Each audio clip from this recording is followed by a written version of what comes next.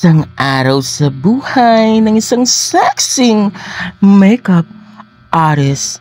For today's video ay meron tayong ganap. Magme-makeup tayo ng mga nursing students sa LSPU Santa Cruz Main Campus.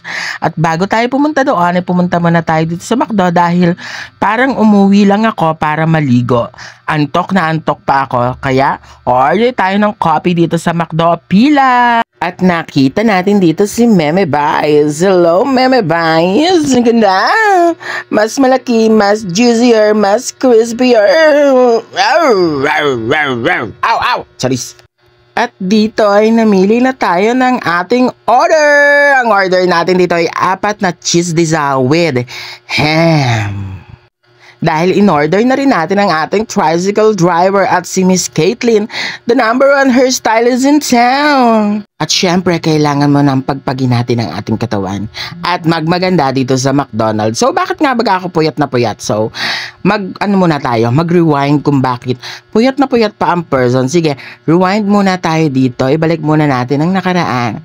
Dahil, ipapakita ko sa inyo kung bakit nga ba puyat na puyat ang person na ito. Ayan, rewind muna tayo ng very slight at very sweet dito para malaman nyo kung bakit ako puyat na puyat.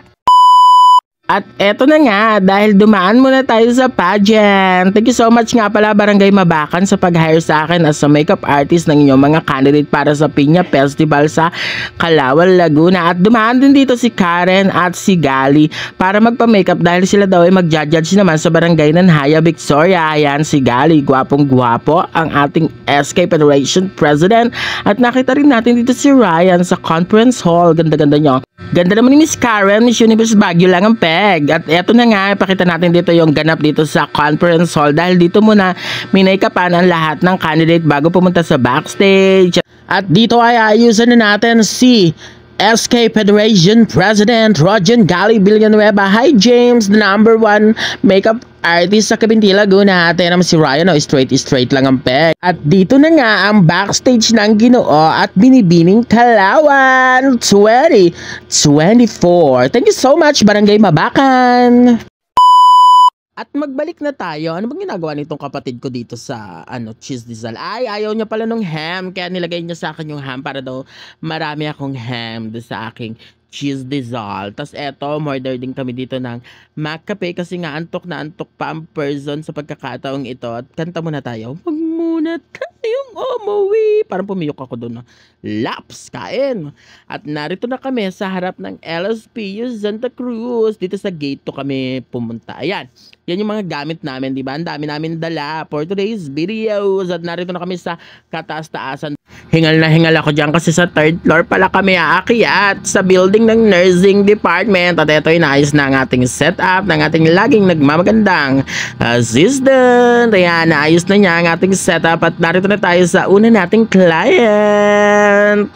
Thank you so much sa pag-hire sa amin team. At ayan, binubugahan na ni Miss Caitlin sa ating likuran.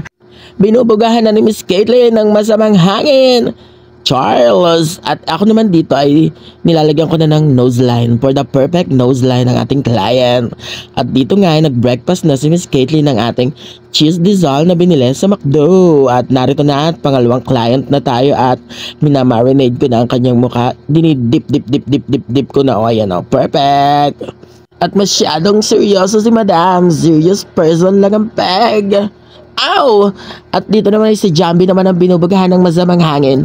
Thank you so much nga pala Jambi sa pag-contact sa akin sa IG para sa makeup gig na ito. At eto na nga si Madam. Seryoso din with electric fan dahil hindi na natalabang aircon dahil sa sobra kong hat. Charis.